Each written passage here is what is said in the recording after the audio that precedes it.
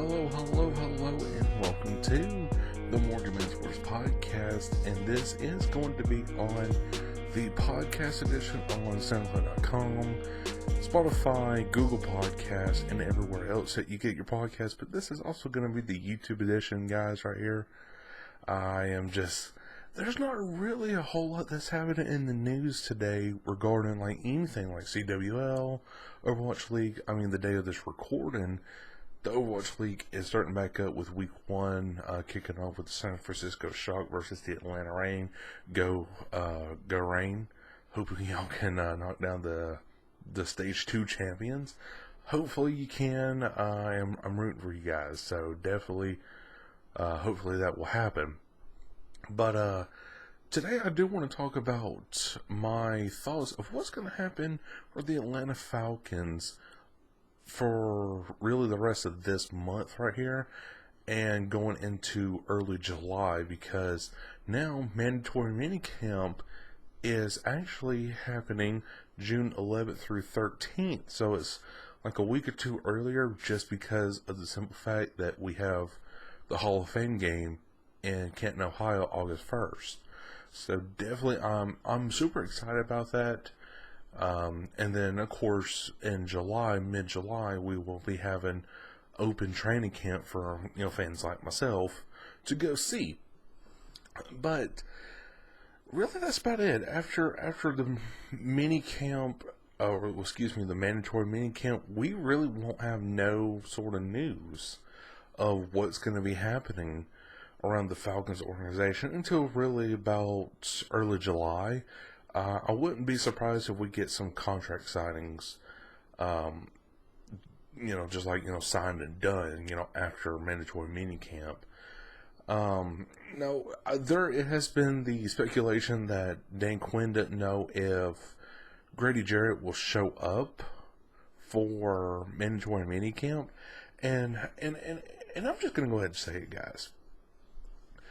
Grady Jarrett for this right here, it kind of, look, we helped him. We picked him up. I forget which round it was, but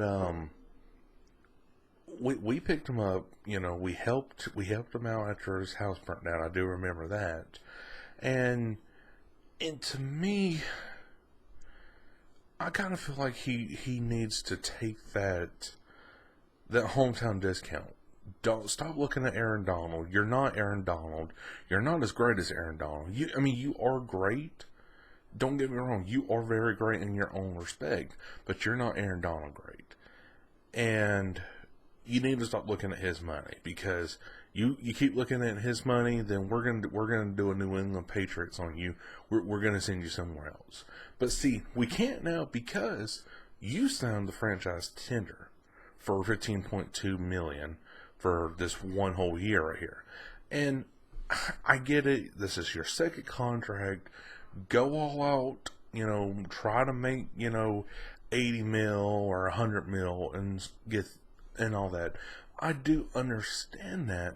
But whenever you are not elite great like an Aaron Donald, but you are somewhat great and can make some plays happen, that's it, right there. I would, if it were me in the situation of Thomas Dimitrov, Arthur Blank, I wouldn't pay you no more past than really about 80 mil. I'm not fixing to drop 110 million on you. And if I do, it's gonna be an 8-year contract. It's not gonna be 6-year. I'm not gonna do that. I would do 80 mil maximum. 80 mil maximum. And I would make it at least a 6-year contract for 80 mil. And guaranteed money, at least 50. 50 of that is guaranteed. Yes, I might be over my head, but that is how I would put this into respect for the Grady Jarrett situation. Just for Julio Jones as well. Now, Julio Jones is expected to be showing up next week for a mandatory minicamp. And that's my cat in the bag right there. She is sleeping and just doing whatever, but This is for the video version right here, guys. So I will be making another podcast, or I might just render this audio from the clip right here, into like an audio version and just upload it to the podcast. But no, honestly though, for Julio Jones, I expect him to show up too. Vic Beasley, he did come out and say he will be here for mandatory minicamp, and that he was, training somewhere else, to be better. And that's great. I really do. But this is your do or die year right here, Vic Beasley. If I were you, I would just put all 100 million% effort into making this the best year possible, because number one, the Falcons believe in you. Number two, they picked it your 5th-year option, and so and that's just showing that they believe in you. Because number one, whenever Dan Quinn was in charge of the defense back in 2016, aka our Super Bowl run, no 28-3 comments, you will get blocked. Just saying. But I'm just saying though, Vic Beasley going into 2016 leading the league in sacks with Dan Quinn in charge, I have no fear that this is going to be the same thing again this year, minus us just winning a Super Bowl. But again, Grady Jarrett, I just do not see him worth $110 million plus, however much Aaron Donald is making for, I think, a 6 or 7 year extension. I just do not see that. I really don't. I see 80 mil for Grady Jarrett because, dude, we saved you. We helped build your life back together by, signing you to the Falcons, and, that gave you the opportunity to do everything else. And I don't want to sound so harsh saying that, but now all of a sudden it seems like you're ungrateful for what you've gotten, and now you're just basically just asking for more and more and more. So it's an up and down situation going into this whole Grady Jarrett contract extension, because it sounds like you're greedy, but then you're not greedy. It's just back and forth. And me personally, just, again, 80 mil at the most, with 50 of that guaranteed in a 6-year period. Take it or leave it. You'll play this 1 year.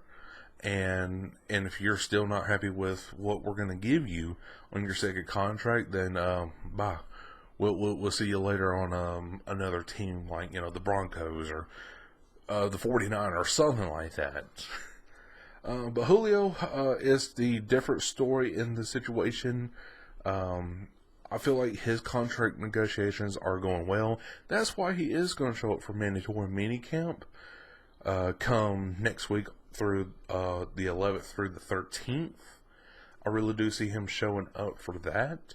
And I believe his contract's going to get signed on the 13th of next week. Now, do not quote me on that. Just take everything with a grain of salt. But I do believe that Julio Jones will be signed on the 13th. And if I'm not mistaken, I think it's sometime in July. I believe it's July 10th or 11th. That, the Falcons will have until they can sign Grady Jarrett to a long-term deal. So we'll have to wait and see. Really, that is most of what's going to happen is, of course, number one, mandatory minicamp. Number two is just a bunch of contract negotiations that are going to be finally put to rest, which, of course, will be, Julio and Grady Jarrett.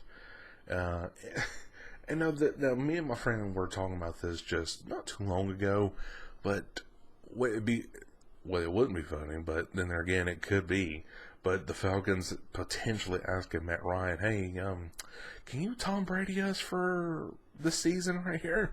We need to save some money and some cap space. I really could see that happening. And I believe Matt Ryan would, because Matt Ryan wants a trophy, which, aka the Lombardi Trophy, Super Bowl trophy, for the city of Atlanta. And I believe he will. I believe Matt Ryan is going to be that quarterback like Tom Brady to take a hometown discount, and get brand new players in, and or to sign the veterans like a Julio, Calvin Ridley, just whatever like that. And it is such a complicated process here, guys. It's so much contracts, so much money to be given out, and it's a never-ending cycle. But if you sit here, just take the time to process it and look at a player's tape and evaluate it, then you can understand where I'm coming from. Yes, I watched Grady Jarrett's tape, and he, like I said, he is very great. He's a second-tier elite, in my opinion. But he's not first-tier elite like an Aaron Donald. I just do not believe that, and I believe Grady Jarrett would be worth, like I said, the $80 million in a 6-year period with 50 of that guaranteed. Yes, I understand you're going big for your second contract. Every player does that. I get that. But now you're acting in a kind of like a unselfish way where if you don't get your way, then it's the highway or whatever like that. And I feel like you're being a baby in this. Yes, I might be making a lot of people mad right now by saying that, but it's the truth. We're here to offer you a lot of money, Grady Jarrett. We are. But if you're going to be so unselfish, then I don't see no reason to keep you around in 2020-21 season. I say let you go if you're going to still act the way you are. If you do not show up to mandatory minicamp, which, by the way, if I'm not mistaken, I think that's an $80,000 fine this season. So, if I were you, I would show up and potentially take a hometown discount, and hopefully I'm right, $80 million. Maybe I'm wrong, I don't know. But if I was Thomas Dimitroff, that's what I would put down on the table for Grady Jarrett and his client. But guys, again, not much really is going to happen for the month of, after really mandatory minicamp ends on the 13th of this month, which is just next week. Not much is going to happen all the way up until really about early July, mid-July, because that's when training camp will start. But between those times, from really the 14th till mid-July, I really just see maybe sign some more free agents, getting some contracts signed, which would be like a Julio and Grady Jarrett. But after that, that's really about it. And then of course, at the end of this month right here in June, I will be taking actually just 1 week instead of 2 weeks, because I do not want to miss out on really any of the action that is going to be happening in case if a contract did break out, like with Grady Jarrett or Julio.